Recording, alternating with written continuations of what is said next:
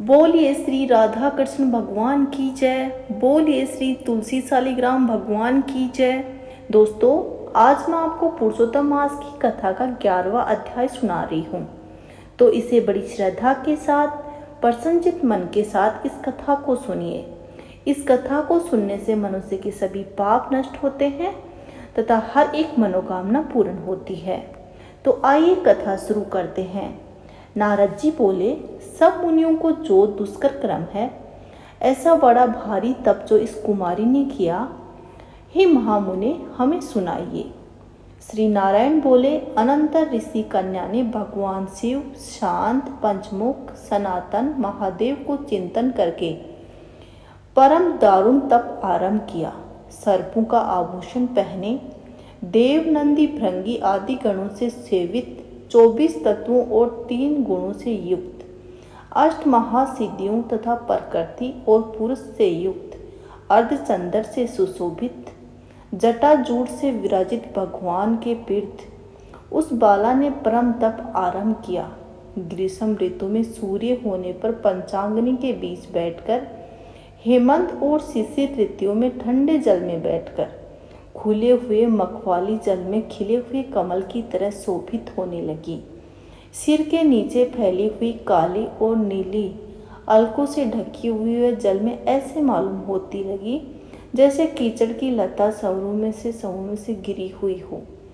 शीत के कारण नासिका से निकलती हुई शोभित धूम राशि इस तरह दिखाई देने लगी जैसे कमल के मकरंद पार करके भ्रमर पंक्ति जा रही हो। वर्षा काल में आसन से युक्त चौतरे पर बिना छाया के सोती थी और वह सुंदर अंग वाली प्रातः साय धूमान करके सोती थी।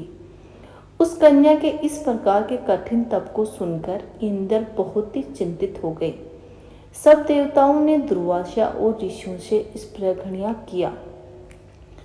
उस ऋषि कन्या के तप में लगे रहने पर हे नरपनंदन, हे क्षत्रिय भूषण, 9 अछाग वर्ष व्यतीत हो गए। उस बाला के तप से भगवान शंकर ने प्रसन्न होकर उसे अपना इंद्रियातीत निस्वरूप दिखलाया। भगवान शंकर को देखकर देह में जैसे उसके प्राण से आ गए, वैसे वह सहसा खड़ी हो गई और तप से दुर्बल होने पर भी वह बाला उस समय हष्ट पुष्ट हो गई। बहुत वायु और धाम से कलेश पाई हुई वह शंकर को बहुत अच्छी लगी और उस कन्या ने झुककर पार्वती पति शंकर जी को प्रणाम किया। उन विश्व वंदित भगवान का मानसिक उपचारों से पूजन करके और भक्ति युक्त चित्त से जगत के नाथ की स्तुति करने लगी। कन्या बोली, हे पार्वती प्रिय, हे प्राणनाथ, हे प्रभु, हे भ्रग, हे बुथेश, हे गौरीश, हे शंभो, हे सोम सूर्य गणनेत्र, हे तमय, हे मेरे आधार, आपको प्रणाम है। अनेक तापों से व्याप्त अंगों में पीड़ा जिसके समान ऐसा परम घोर संसार रूपी समुद्र में डूबा हुआ, दुष्ट सर्पों तथा काल के शीतल दांतों से धंसा हुआ मनुष्य भी यदि आपकी शरण में आ जाए तो वो मुक्त हो जाता है। हे विभो, आपने बाणासुर को अपनाया और मरी हुई अलर्क राजा की पत्नी को जिलाया। ऐसे आप दयानाथ, भूतेश, चंडीस, भव्य, भव्यत्राण, मृत्युजय, प्राणनाथ, दक्ष प्रजापति के मुख को ध्वंस करने वाले, हे समस्त शत्रुओं के नाशक, हे सदा संसार के भक्तों को छुड़ाने वाले, हे जन्म के हर्ता, हे प्रथम सृष्टि के कर्ता, हे प्राणनाथ, हे पाप के नाश करने वाले, आपको मेरा नमस्कार है। अपने सेवकों की रक्षा कीजिए। हे नरप, बड़ी भाग्यवती मेघावी की तपस्विनी कन्या इस प्रकार मन से और वाणी से शंकर की स्तुति करके चुप सी हो गई। श्री कृष्ण बोले, कन्या के द्वारा की हुई विस्तुति सुनकर उसके गए हुए उग्र तप से प्रसन्न मुख कमल सदाशिव कन्या से बोले कि हे तपस्विनी, तेरा कल्याण हो।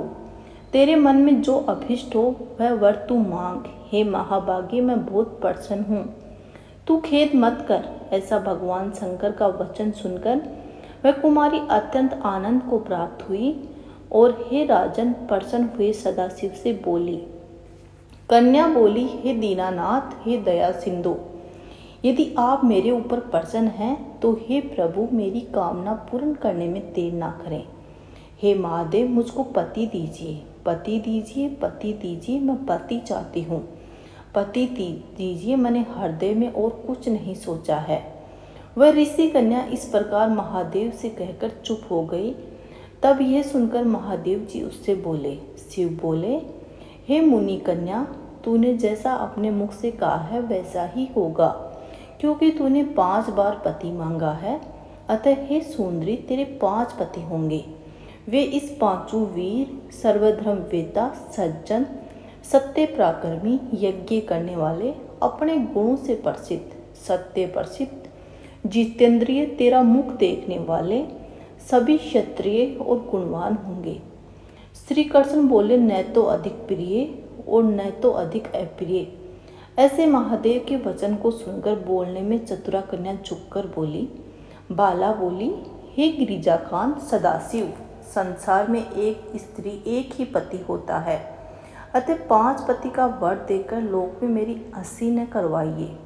एक स्त्री 5 पति वाली न देखी गई है और ना ही सुनी गई है। हाँ, एक पुरुष की 5 स्त्रियां हो सकती हैं। हे शंभु, हे कृपानिधे, आपकी सेविका मैं 5 पति वाली कैसे हो सकती हूँ? आपको मेरे लिए ऐसा कहना उचित नहीं है। आपकी सेविका होने के कारण जो लज्जा मुझे हो रही है वह आप अपने आप को ही समझिए। कन्या के यह वचन सुनकर शंकर जी पुनः उससे बोले। शंकर जी बोले, हे भीरू, इस जन्म में तुझे पति सुख नहीं मिलेगा। दूसरे जन्म में जब तू तपोबल के बिना योनि के उत्पन्न होगी तब पति सुख को भोगकर अनंतर परम पद को प्राप्त होगी, क्योंकि मेरी प्रिय मूर्ति दुर्वासा का तूने पहले ही अपमान किया है। हे सुब्रू, वह दुर्वासा यदि क्रोध करे तो तीनों भुवनों को जला सकते हैं। सो तूने अभिमानवश ब्रह्म तेज का मर्दन किया है। जिस अधिमास को भगवान कृष्ण ने अपना ऐश्वर्य दे दिया, उस भगवान के प्रिय पुरुषोत्तम मास का व्रत तूने नहीं किया। मैं ब्रह्मा आदि से लेकर सब देवता, नारद आदि से लेकर सब तपस्वी जिसकी आज्ञा सदा मानते चले आए हैं, हे बाला, उसकी आज्ञा का कौन उल्लंघन करता है? लोक पूजित पुरुषोत्तम मास की दुर्वासा की आज्ञा से तूने पूजा नहीं की। हे मूढ़े, द्विजा तमज्जे, इसीलिए तेरे 5 पति होंगे। हे बाले, पुरुषोत्तम के अनादर करने से सब अन्यथा नहीं हो सकता। जो उस पुरुषोत्तम की निंदा करता है वह रौरव नरक का भागी होता है। पुरुषोत्तम का अपमान करने वाले को विपरीत ही फल होता है। ये बात अन्यथा कहीं नहीं हो सकती। पुरुषोत्तम के जो भक्त हैं वे पुत्र, पौत्र और धन वाले होते हैं और वे इस लोक को तथा परलोक को सिद्धि को प्राप्त होते हैं, प्राप्त होंगे और प्राप्त हो रहे हैं। और हम सब देवता लोग भी पुरुषोत्तम की सेवा करने वाले हैं। जिस पुरुषोत्तम मास के व्रताधिक से पुरुषोत्तम शीघ्र ही प्रसन्न होते हैं, उस सेवा करने योग्य मास को हे सुमित्रे हम लोग कैसे न बचे। उचित और अनुचित विचार की चर्चा करने वाले एवं अनुकरणीय जो मुनि हैं, उन अति उत्कृष्ट श्रेष्ठ तपस्वी पुरुषों का वचन कैसे मिथ्या हो सकता है? कहो। इस प्रकार का कथन करते हुए भगवान नीलकंठ शीघ्र ही अंतर्ध्यान हो गए और वह बाला यूथ से भ्रष्ट मृगी की तरह चकित सी हो गई। सूत जी बोले, हे मुनीस, रेखा सदृश चंद्रमा से युक्त मस्तक वाले सदाशिव जब उत्तर दिशा के प्रति चले तब वर्तासुर को मारकर जैसे इंद्र को चिंता हुई थी, उसी प्रकार मुनिराज की कन्या को चिंता बाधा करने लगी। ये था 11वां अध्याय। बोलो श्री कृष्ण भगवान की जय। बोलो श्री हरि हरि देव की जय। अब हम कल सुनेंगे 12वां अध्याय। धन्यवाद।